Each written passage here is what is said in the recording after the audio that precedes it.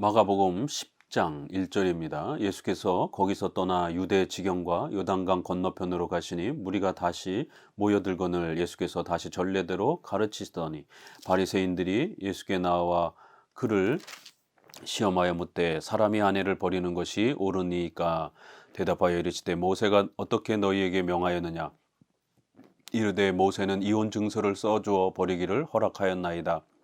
예수께서 그들에게 이르시되 너희 마음이 완악함으로 말미암아 이 명령을 기록하였거니와 창조 때로부터 사람을 남자와 여자로 지으셨으니 이러므로 사람이 그 부모를 떠나서 그 둘이 한 몸이 될지니라. 이러한즉 이제 둘이 아니요 한 몸이니 그러므로 하나님이 짝지어 주신 것을 사람이 나누지 못할지니라 하시더라.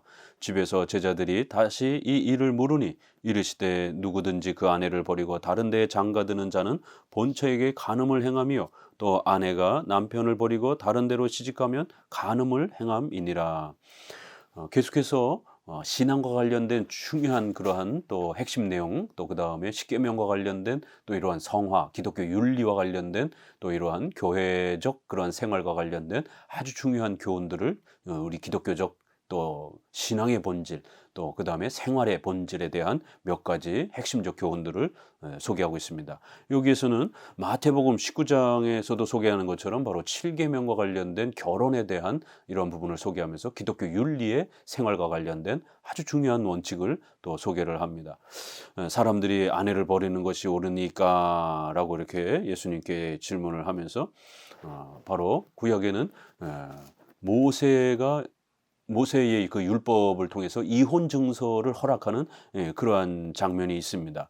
그러다 보니까 이제 1세기 당시에는 어떤 그러한 결혼관과 성에 대한 부분들이 있었느냐면 성은 더러운 것이다, 이런 악한 것이다, 이런 잘못된 금욕주의적인 생각들이 팽배해져 있었던 것을 보게 됩니다. 마태복음에서도 보면은 그렇게 결혼하지 않는 것이 더 좋은 것처럼 이렇게 오해하고 있는 그러한 유대인들을 향해서 책망하면서 결혼에 대한 하나님의 뜻과 또 목적을 소개하는 것을 보게 됩니다.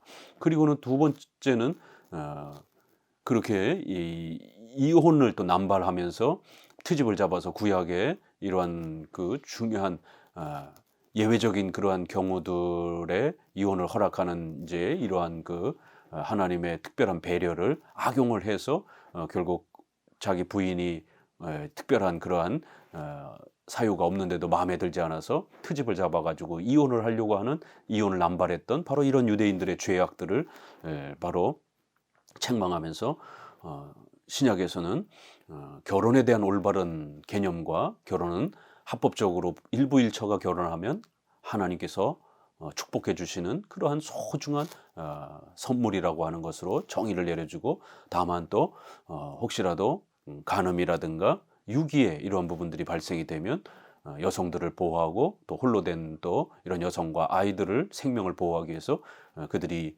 합법적으로 이혼을 그렇게 할 수 있도록 이혼 증서를 받아서 재혼할 수 있는 이러한 또 배려를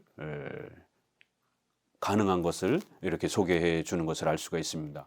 그래서 이러한 결혼에 대한 아주 중요한 원칙과 또 그 다음에 특수한 경우에 배려적 원리가 있을 수 있음을 이렇게 소개하면서 당대에 잘못 이렇게 결혼을 더러운 것이라고 취급하고 있었던, 또 그 다음에 이혼을 남발하고 있었던 이런 부분들을 바로잡습니다. 그런데 이제 마태복음에서는 가늠한 경우에는 이혼을 할 수 있는 재혼의 이제 이러한 부분을 좀 더 설명하는 그러한 부분이 좀 강하고요. 마가복음에서는 10절 이후에서도 보는 것처럼 간음에 대한 부분의 설명은 빼고 결국 아내를 버리고 다른 데 장가드는 자는 간음을 행하며 또 아내도 남편을 버리고 다른 데 시집가면 간음을 행합니다. 그렇기 때문에 이혼하지 말고 가정을 잘 지키면서 살으라라는 이런 결혼의 연합성에 대해서 훨씬 더 강조하는 쪽으로 마가복음은 본문을 소개하고 있습니다. 그래서 이혼할 수 있는 특수한 경우에 대한 설명은 삭제를 했습니다. 결혼을 잘 지켜가라. 결혼은 하나님이 창조의 이러한 선물로서 남자와 여자를 지으시고 그렇게 한 몸이 되어 서로가 연합하며 사랑하며 살아가도록, 그리고 그 가정을 통해서 태어난 아이가 또 세례를 받고 교회로 초대되어지는 이런 교회를 보존하고 인류를 번성케 하는 중요한 그러한 창조적 선물이요 도구다. 그래서 부부의 합법적 결혼은 가장 복된 선물이요 은총이다라고 이렇게 소개하면서 함부로 아내나 남편을 버리지 말고 그렇게 결혼을 더욱 열심히 잘 연합하여 지켜가라라고, 그것이 성경적인 결혼관의 7계명의 그런 하나님의 뜻이다라고 이렇게 강조하는 것을 볼 수 있습니다. 결국 이제 여기에서는 유대인들은 이렇게 구약에서 여성들을 배려하기 위해서 더 큰 죄악들을 막기 위해서 소극적으로 허락해 준 이런 허용적 섭리를 악용을 해서 마치 이혼을 더 적극적으로 해도 되는 것처럼 이혼을 적극적인 명령으로 이렇게 착각하고 확대한 이러한 하나님의 말씀을 잘못 곡해하고 자기들의 욕심을 채우는데 적용하는 그러한 잘못된 해석을 책망하는 것입니다. 이렇게 십계명에는 원칙론적인 설명이 있고 또 부득이한 경우에 배려해 줄 수 있는 또 그러한 허용적 배려가 또 이렇게 잘 조화를 이루어야 되는 것입니다. 원칙론만 지나치게 강하게 설명하게 되면 적용하면 율법주의가 되고, 또 배려만 또 너무 지나치게 확대하게 되면 상황윤리와 사랑만 강조하면서 세속화로 빠질 수 있는 이런 위험성이 있는 것입니다. 원칙과 배려라고 하는 아주 중요한 우리 십계명의 기독교 윤리적 원칙을 이렇게 예수님은 결혼을 예를 들어서 설명해 준 겁니다. 13절, 사람들이 예수께서 만져주심을 바라고 어린아이들을 데리고 오매 제자들이 꾸짖거늘 예수께서 보시고 노하시어 이르시되 어린아이들이 내게 오는 것을 용납하고 금하지 말라. 하나님의 나라가 이런 자의 것이니라. 내가 진실로 너희에게 이르노니 누구든지 하나님의 나라를 어린아이와 같이 받들지 않는 자는 결단코 그곳에 들어가지 못하리라 하시고, 그 어린아이들을 안고 그들 위에 안수하시고 축복하시니라. 우리 장로교회가 유아 세례를 주장할 때 아주 중요한 근거 구절로 사용하는 그런 본문입니다.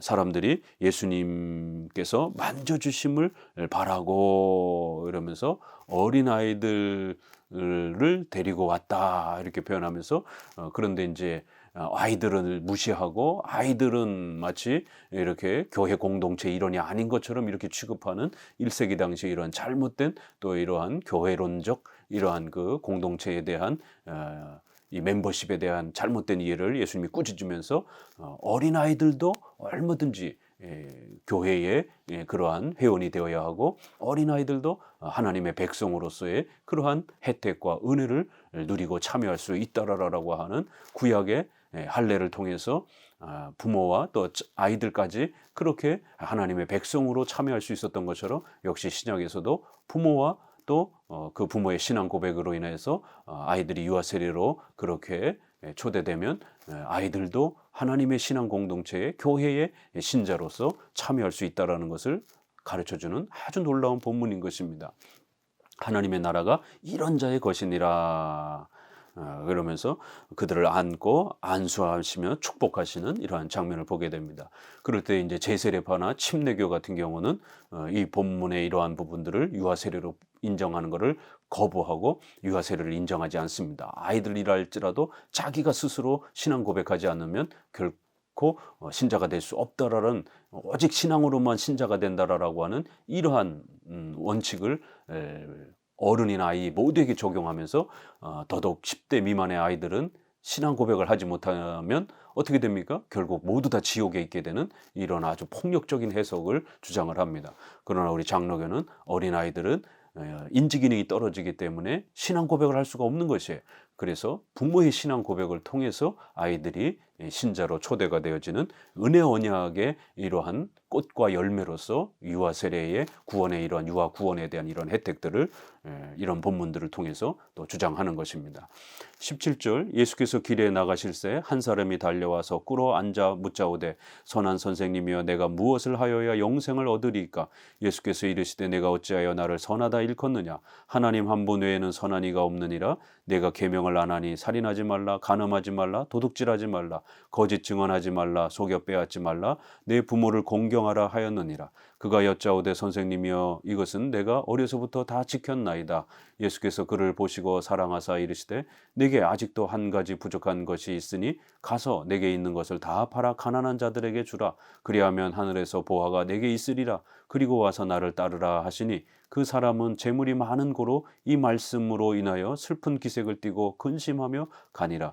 예수께서 둘러보시고 제자들에게 이르시되 재물이 있는 자는 하나님의 나라에 들어가기가 심히 어렵도다 하시니 제자들이 그 말씀에 놀라는지라. 예수께서 다시 대답하여 이르시되 얘들아 하나님의 나라에 들어가기가 얼마나 어려운지 낙타가 바늘 끼러 나가는 것이 부자가 하나님의 나라에 들어가는 것보다 쉬우니라 하시니 제자들이 매우 놀라 서로 말하되 그런즉 누가 구원을 얻을 수 있는가 하니 예수께서 그들을 보시며 이르시되 사람으로는 할 수 없으되 하나님으로는 그렇지 아니하니 하나님으로서는 다 할 수 있느니라. 베드로가 여짜와 이르되 보소서 우리가 모든 것을 버리고 주를 따랐나이다. 예수께서 이르시되 내가 진실로 너희에게 이르노니 나와 복음을 위하여 집이나 형제나 자매나 어머니나 아버지나 자식이나 전토를 벌인 자는 현세에 있어 집과 형제와 자매와 어머니와 자식과 전토를 100배나 받되 박해를 겸하여 받고 내세의 영생을 받지 못할 자가 없느니라. 그러나 먼저 된 자로서 나중되고 나중된 자로서 먼저 될 자가 많으니라. 요 부자 간원이 예수님께 찾아와서 대화하는 이 장면은 이제 26절, 27절에 있는 것처럼 우리 인간의 구원의 이러한 본질에 대한 아주 중요한 원리를 소개해 줍니다. 구원이란 로마 가톨릭이나 반펠라기수주의, 알미니안주의 이런 많은 분파들이 신인 협력주의적 형태로 구원받는 것처럼 하나님의 은혜 반, 인간의 의지와 노력 반 이렇게 해서 반반 형태로 협력해서 하나님의 구원을 만들어가는 것처럼 이렇게 신인 협력적 인간의 선행 능력 공로주의적 구원을 주장을 했습니다. 그럴 때마다 정통 기독교는 이거는 성경적 구원론이 아니다라고 인간의 의지와 노력으로 성취하는 그러한 구원론은 비성경적이다라고 철저히 금지하고 성경적 구원론은 오직 하나님의 은혜로 오직 예수 그리스도의 공로로 오직 성령 하나님의 불강력적 은혜로 오늘 여기 표현되어 있는 것처럼 누가 구원을 얻을 수 있습니까? 그러면 인간이 그런 선한 그 윤리적인 그러한 선한 봉사와 행위 또 그러한 경건한 종교적인 그러한 희생과 열심 이런 것을 통해서 구원을 보태는 게 아니라면 그러면 과연 어떻게 해야 구원을 받을 수 있습니까? 어떻게 구원이 만들어지는 겁니까? 27절에 사람으로는 할 수 없으되 하나님으로는 그렇지 않다. 하나님으로선 다 할 수 있다. 인간이 구원받는 것은 원죄와 전적 부패를 갖고 있고 사탄의 종노릇하며 그 비참한 속박 속에 묶여있는 자들은 예수님이 구해주시지 아니하면 절대로 속박에서 벗어날 수 없다라는 거예요. 인간 스스로의 힘으로 인간의 의지의 능력으로 이 선한 그러한 봉사로 경건의 그러한 훈련을 통해서 절대로 인간은 자기의 의지의 노력으로 예수님을 찾거나 또 하나님을 찾을 수 없다라는 겁니다. 인간은 완전히 부패해 있고 악한 그러한 본성 아래에 죽어 있는 자이기 때문에 성령 하나님께서 중생 새롭게 그를 살려주시고 오직 예수 그리스도의 대속적 그러한 희생과 또 순종을 통해서 우리의 죄값을 대신 짊어지시는 그런 대속적 희생을 통해서 우리의 죄값이 치러지는 이러한 구원의 은혜를 통해서 오직 하나님의 은혜를 통해서만이 이 구원이 만들어지는 것이고 또 유지되어지는 거고 세워지는 것입니다. 오늘날 이러한 유보적 칭의 이렇게 칭의 취소론 이런 걸 주장하는 복음주의권 내 사람들이 얼마나 많습니까? 그러나 하나님이 주시는 만들어 주시는 이러한 구원이기 때문에 한번 바르게 우리가 신앙 고백을 통하여 이신 칭의를 받고 하나님의 자녀가 되면 그 칭의는 취소가 되는 게 아닙니다. 그래서 우리 장로교는 단회적 칭의, 법정적 칭의, 확정적 칭의, 불변적 칭의를 주장합니다. 중생도 성령 하나님께서 우리를 구원해 주시게 되면 거듭나게 해주시면 그 중생은 취소가 되는 게 아닙니다. 그런데 자꾸만 연속적 중생으로 이렇게 중간에 다시 취소가 될 수 있는 것처럼 점진적 중생처럼 이렇게 불변한 중생이 아니라 계속 변하는 우리의 노력 여부에 따라 다시 지옥으로 떨어질 수도 있는 그런 중생론을 가르치는 이런 연속적 중생론을 주장하는 자들이 얼마나 많습니까? 또 연속적 칭의론, 유보적 칭의론, 확정되지 않은 우리의 노력 여부에 따라 또 유지가 될 수도 있고 또 취소가 될 수도 있고 그래서 다시 지옥에 떨어질 수도 있는 이러한 미확정적인 점진적인 칭의론을 가르치는 자들이 얼마나 많습니까? 이거는 잘못된 구원론입니다. 성경적 구원론은 오직 하나님이 모든 걸 다 이루신다라는 오직 하나님의 예정과 선택을 통해서 하나님이 선택한 백성들은 한 사람도 잃지 아니하고 완벽하게 하나님이 구원으로 초대해 주신다라는 것, 그들을 위하여 그리스도의 공로가 완벽하게 치러졌다라는 것, 대속적 희생이 그 죄값을 치르는 완벽한 희생이 치러졌다라는 것, 또 그다음에 성령 하나님의 이러한 불강력적 은혜로 우리를 새롭게 거듭나게 해주신다라는 그러한 구원의 이 원리가 이 표현 안에 아주 잘 담겨져 있는 겁니다. 이 부자 가난은 와서 무엇을 하여야 영생을 얻으리까, 뭔가를 해야 이렇게 종교적 행위와 선한 행위를 인간의 의지를 가지고 뭔가 열심히 만들어야 구원이 형성되는 것처럼 이런 신인 협력주의적인 형태로 구원을 이해했던 겁니다. 그래서 예수님은 그래 너가 뭔가 그렇게 너의 의지와 노력으로 하나님이 요구하신 율법의 완전함을 네가 그러면 성취할 수 있을 것 같아? 그럼 어디 한번 해봐 이러면서 십계명을 제시를 했습니다. 그러자 관원은 내가 이거 어려서부터 다 지켰습니다. 외적인 형태의 일부분만 지킨 것이죠. 십계명이란 내적인 본질도 있고 또 외적인 부분에 있어서도 엄청난 확대가 될 수 있는 그러한 범위를 갖고 있는데 그저 몇 가지만 이렇게 외형적으로 지키면서 자기가 마치 십계명을 다 지킨 것처럼 결국 율법의 요구는 두 가지가 있습니다. 구원론에서 아담이 행위 언약에 있어서 율법의 요구를 하나님의 말씀을 완전히 잘 지켰으면 영생을 주리라고 약속해 준 겁니다. 그런데 그 약속을 깼기 때문에 죄값이 발생이 된 겁니다. 그래서 반드시 죽어야 된다라는 이 죄값을 치러야 되는 겁니다. 그리고 또 율법의 요구, 하나님이 원하시는 그 공의로운 율법의 요구를 완전히 순종해서 또 영생에 이르러야 되는 또 그 공의의 요구가 있는 겁니다. 그래서 우리가 구원이란 바로 이 행위 언약에서 깨어진 바로 이 두 부분을 해결해야 되는 겁니다. 죄값을 해결해야 되는 거고 의로운 율법의 순종의 요구를 우리가 성취해야만이 하나님이 주시겠다라고 하는 그 영생에 참여할 수가 있는 거예요. 그래서 이것을 인간이 할 수 없기 때문에 예수님이 오셔서 우리 대신 죄값을 치러주신 것입니다. 대속적 희생을 치러주신 것이에요. 그리고 예수님이 평생을 율법에 순종하시면서 하나님의 공의에 온전히 순종하셔서 만족해 하시며 그 의를 성취하셨고 그 의를 우리에게 값없이 준 겁니다. 그래서 이신칭의에서 의란 바로 우리의 죄가 예수님께 전가가 되어서 우리의 죄가 사함을 받는 겁니다. 또 예수님이 이루신 순종의 그 의가 우리에게 값없이 전가되어서 마치 우리가 율법에 순종한 자인 것처럼 그렇게 하나님 앞에 의롭게 되어 또 하나님의 자녀가 되는 이 영생의 은혜를 얻는 것입니다. 바로 이러한 이신칭의 원리를 이 부자 간원은 마치 인간의 행위와 어떤 경건의 이런 노력으로 이루는 것처럼 이렇게 잘못 오해하고 있는 것입니다. 그래서 예수님은 아주 파격적인 명령을 하신 것이죠. 내게 있는 것을 다 팔아 가난한 자들에게 주고 그 다음에 나를 따르라는 거예요. 너가 그렇게 십계명을 잘 지켰다라고 그러면 8계명 구제에 대한 이런 부분을 정말 가장 확대해서 한번 실천해 보라는 거예요. 이웃에게 몇 푼 구제를 할 수 있지만 성경에서 원하는 건 이웃을 전폭적으로 사랑하는 그런 넓은 범위까지도 가지고 있는 겁니다.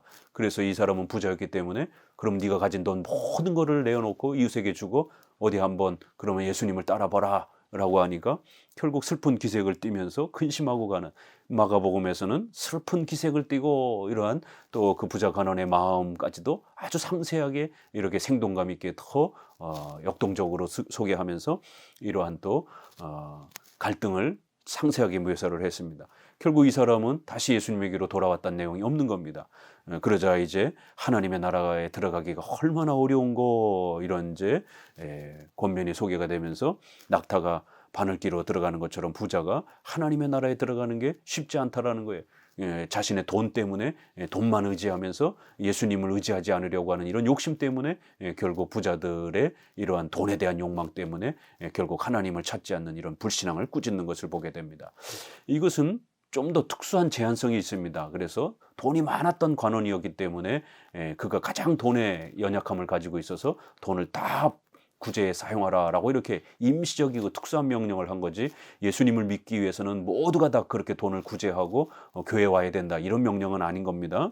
또 그다음에 부자들은 절대로 구원받을 수 없다 이런 뜻으로 말씀하신 것이 아니라, 그만큼 부자들이 돈에 대한 욕망에 집착되어 있으면 구원으로 초대되기가 어렵다라고 하는, 그 돈에 대한 욕망을 철저히 끊어내야 된다라고 하는 이러한 책망과 꾸중으로서 받아들여야 되지, 부자들은 그러면 구원받을 수 없다, 가난한 자들만 구원받는다 이렇게 해석하는 것은 아닌 겁니다. 결국 부자나 가난한 자나 모두 구원은 오직 하나님의 능력과 예수 그리스도의 공로를 통해서만 구원을 받는 것이다 라고 이렇게 소개하고, 나와 복음을 위하여 이렇게 헌신하고 예수님을 영접한다라면 이 땅에서나 또 미래에서나 내세에서나 그렇게 하나님 앞에 큰 은혜를 받고, 또 내세에서는 영생의 이러한 복을 누리면서 하나님과 함께 살아가게 되는 구원의 혜택을 누릴 것이다 라고 권면을 합니다. 32절입니다. 예루살렘으로 올라가는 길에 예수께서 그들 앞에 서서 가시는데 그들이 놀라고 따르는 자들이 두려워하더라. 이에 다시 12 제자를 데리시고 자기가 당할 일을 말씀하여 이르시되, 보라, 우리가 예루살렘으로 올라가노니 인자가 대제사장들과 서기관들에게 넘겨짐에 그들이 죽이기로 결의하고 이방인들에게 넘겨주겠고, 그들은 능력을 하며 침 뱉으며 채찍질하고 죽일 것이나 그는 3일 만에 살아나리라 하시니, 이제 마지막 3차로 예수님의 죽으심과 부활에 대한 이 소중한 복음의 핵심을 다시 한번 재차 강조합니다. 이렇게 여러 번에 걸쳐서 제자들이 잊지 않도록 복음의 본질과 핵심은 오직 예수 그리스도의 죽음과 부활을 믿고 의지하며 그 그리스도와 동행하는 것이 기독교요, 그것이 복음의 본질이라는 것을 아주 명확히 설명을 합니다. 오늘날 이 기독교의 복음의 본질을 놓쳐서 잘못 곡해해서 기독교를 파괴하고 타락하게 만드는 이러한 여러 분파들이 얼마나 많습니까?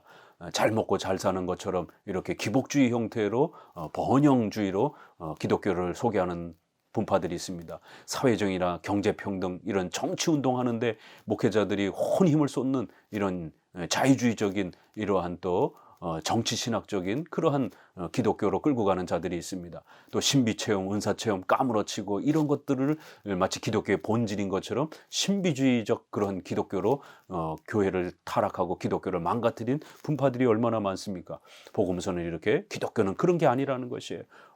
오직 예수 그리스도의 죽으심과 부활을 바르게 믿고 의지하며 그 예수님과 동행하며 이 땅에서 유형교회를 세워 그리스도의 복음의 사명을 감당하는 것, 이것이 복음의 본질이요 기독교다라고 설명합니다. 3차에서는 그 핍박받는 장면이 조금 더 자세히 이렇게 상세하게 소개되어지기도 합니다. 35절, 세베대의 아들 야고보와 요한이 주께 나와 여짜오되, 선생님이여 무엇이든지 우리가 구하는 바를 우리에게 하여 주시기를 원하옵나이다. 이르시되 너희에게 무엇을 하여 주기를 원하느냐? 여짜오되 주의 영광 중에 우리를 하나는 주의 우편에 하나는 좌편에 앉게 하여 주옵소서. 예수께서 이르시되 너희는 너희가 구하는 것을 알지 못하는도다. 내가 마시는 잔을 너희가 마실 수 있으며 내가 받는 세례를 너희가 받을 수 있느냐? 그들이 말하되 할 수 있나이다. 예수께서 이르시되 너희는 내가 마시는 잔을 마시며 내가 받는 세례를 받으려니와 내 좌우편에 앉는 것은 내가 줄 것이 아니라 누구를 위하여 준비되었든지 그들이 얻을 것이니라. 열 제자가 듣고 야고보와 요한에 대하여 화를 내거늘 예수께서 불러다가 이르시되, 이방인의 집권자들이 그들을 임의로 주관하고 그 고관들이 그들에게 권세를 부리는 줄을 너희가 알거니와 너희 중에는 그렇지 않을지니, 너희 중에 누구든지 크고자 하는 자는 너희를 섬기는 자가 되고 너희 중에 누구든지 으뜸이 되고자 하는 자는 모든 사람의 종이 되어야 하느니라. 인자가 온 것은 섬김을 받으려 함이 아니라 도리어 섬기려 하고 자기 목숨을 많은 사람의 대속물로 주려 함이니라. 앞부분에서도 제자들이 싸우고 다투는 장면이 소개가 되는데, 이제 여기서도 또 한 번 또 제자들이 또 싸우는 장면이 소개가 됩니다. 분명히 앞부분에서 예수님의 죽으심과 부활의 이 소중한 내용을 가르쳐 주셨음에도 여전히 제자들은 아직 이렇게 충분한 믿음의 성장 단계에 이르지 못했기 때문에 이제 예수님이 주시겠다라고 하는 그 나라를 물질적이고 영토적이고 기복주의적인 이러한 국가 정치적인 것으로 이렇게 이해하고 있는 거예요. 오늘날 기복주의와 이러한 국가 정치적인 것으로 기독교를 이해하는 분파들처럼 이렇게 제자들도 아직 이 그리스도의 나라를 충분히 이해하지 못하는, 그리스도의 나라를 영적으로 바르게 이해하지 못하는 안타까움들을 보게 됩니다. 이 신앙이 미흡하면 반드시 이런 일이 벌어질 수 있다는 것을 지적하는 겁니다. 그래서 신앙의 본질, 기독교의 본질을 깨달을 때까지 더 깊이 공부하고 전념해야 되는 걸 알 수가 있습니다. 하나는 우편에 하나는 좌편에 야고보와 요한이 그렇게 앉혀달라고 소개를 합니다. 예수님이 이제 만드시는 그 나라의 가장 높은 좌우의 자리를 자기들이 앉고 싶다라고 이렇게 주장을 합니다.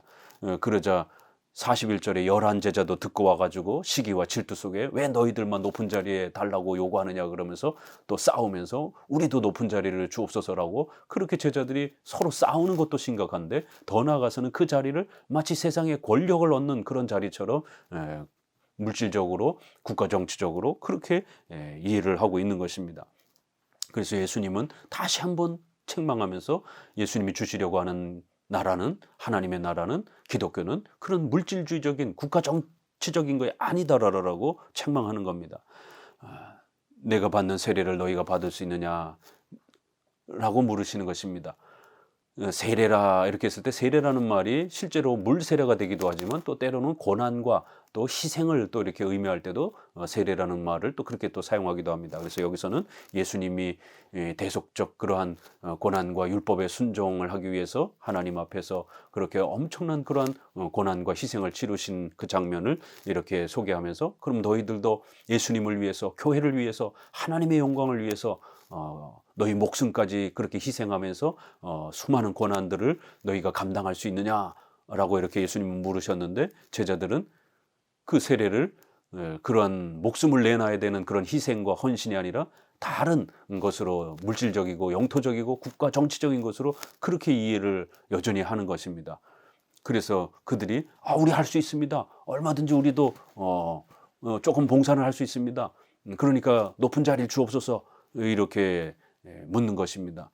그래서 예수님은 다시 한번 그들을 또 책망하면서 너희가 먼 미래에 하나님의 섭리 속에서 이제 순교하는 이러한, 또 이제 신앙이 성장되었을 때는 분명히 순교하는 이러한 또 헌신과 봉사를 하게 될 것이다라는 거예요. 제자들은 물질적이고 영토적인 그러한 육신적인 이러한 또 헌신을 조금 할 수 있다라고 주장했지만, 예수님은 장차 요한과 야고보가 또 순교하는 이러한 헌신들을 하게 될 것을 또 그렇게 예언적으로 미리 알려주시면서 정반대 다른 쪽으로 설명을 해 가시는 거예요. 계속해서 그러면서 너희들이 정말 예수님과 같은 그런 희생과 헌신을 해야 하는데 언젠가는 너희들도 그런 희생으로 참여하게 될 것이다라는 거예요. 그렇지만 좌우편에 앉는 것은 그거는 예수님이 너에게 약속할 수 있는 게 아니다라는 것이에요. 누구든지 하나님의 나라를 위해서 목숨을 바쳐서 희생하고 헌신하면 더 큰 상을 받을 것이다라는 거예요. 그거는 성부 하나님께서 그렇게 또 계획하시고 예정하시고 작정하신 대로 그 상급을 얻을 것이다. 그렇기 때문에 앞다투어서 그렇게 권력투쟁처럼 싸우지 말고 하나님의 나라를 위해서 최선을 다해서 희생하고 헌신하고 봉사하면서 섬기면서 그렇게 살으라는 것이에요. 세상 사람들은 권력을 얻기 위해서 짓밟고 남의 눈에 피눈물 나게 하면서 그렇게 자신의 성장을 위해서, 성공을 위해서 그렇게 아주 폭력적으로 권력을 독차지하려고 하지만, 성도들은, 그리스도의 나라에 참여하는 성도들은 그런 권력을 차지하는 자리가 아니라는 거예요. 너희 중에는 그렇지 않을지니 오히려 하나님의 나라는 섬기고 낮아져서 그렇게 이웃을 섬기고 또 이웃을 돌보는 그러한 섬김의 자리라는 것입니다. 모든 사람의 종이 되어야 된다. 이게 기독교다라고 이렇게 설명을 하는 것입니다.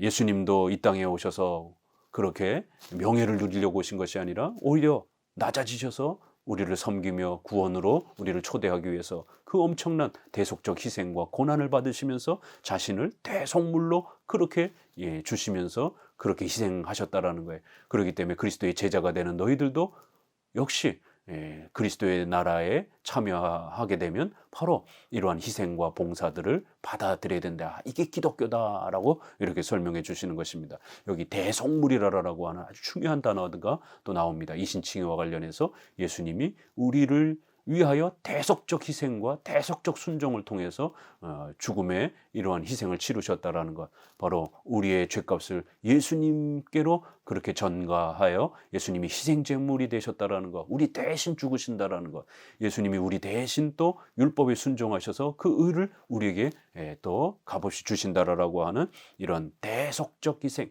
대신적 희생, 우리 대신 이렇게 순종과 또 희생을 하셨다라고 하는, 이걸 우리가 전가교리라고도 이렇게 말합니다. 우리의 대신 예수님이 죄인인 것처럼 우리의 죄가 예수님께 전가, 우리 대신 그렇게 희생을 치르신 것입니다.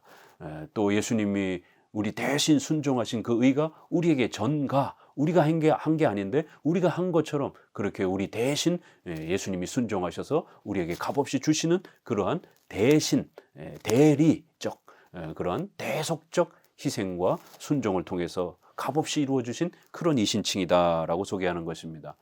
46절, 그들이 여리고로 이르렀더니 예수께서 제자들과 허다한 무리와 함께 여리고로 나가실 때 디메오의 아들 맹인 거지 바디메오가 길가에 앉았다가 나사렛 예수시란 말을 듣고 소리질러 이르되 다윗의 자손 예수여 나를 불쌍히 여기소서 하거늘 많은 사람이 꾸짖어 잠잠하라 하되 그가 더욱 크게 소리질러 이르되 다윗의 자손이여 나를 불쌍히 여기소서 하는지라.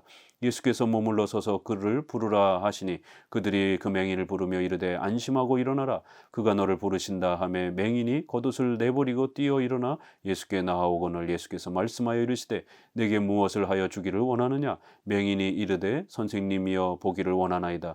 예수께서 이르시되 가라 내 믿음이 너를 구원하였느니라 하시니 그가 곧 보게 되어 예수를 길에서 따르니라. 이 맹인을 고치는 이러한 놀라운 또 기적 사건을 하나 소개합니다.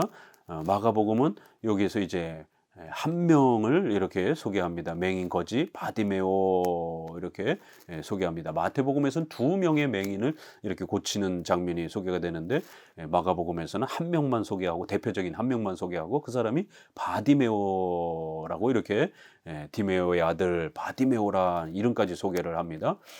결국 예수님을 다윗의 자손이여 다윗의 자손이여 라고 이렇게 부르는 아주 중요한 중보자에 대한 구약의 대표적인 그러한 표현인 다윗의 자손, 우리 주 예수 그리스도를 또 축약해서 다윗의 자손이라고도 표현하고 우리를 불쌍히 여기소서, 우리를 긍휼히 여겨주시옵소서, 구원이란 이렇게 오직 그리스도의 공로로 하나님의 우리를 불쌍히 여겨주시는 오직 그러한 은혜와 긍휼로 이루어지는 것이다를 이 맹인 치료 사건을 통해서 보여주셨고, 또 그러면서도 마지막에는 내 믿음이 너를 구원하였다. 앞부분에서는 분명히 우리를 불쌍히 여겨주시고 하나님이 구원시켜 주셔야만이, 하나님이 도와주셔야만이 가능합니다. 이런 표현들이 쏟아져 나왔죠. 구원은 오직 하나님이 주시는 것이다라는 거예요. 그럼에도 불구하고 또 우리 믿음의 책임이 우리에게 있는 겁니다.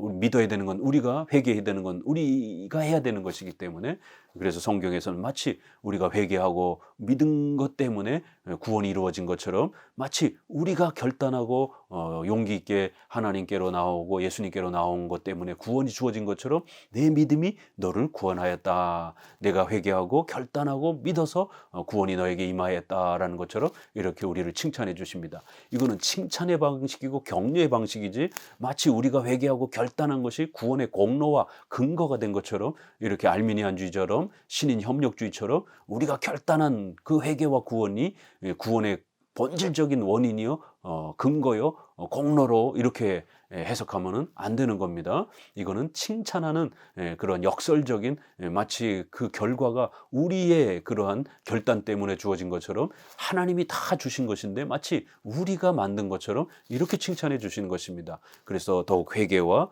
또 믿음의 강한 결단으로 나오도록 이렇게 또 촉구하시는 그러한 칭찬과 격려의 이러한 파격적인 표현인 것입니다.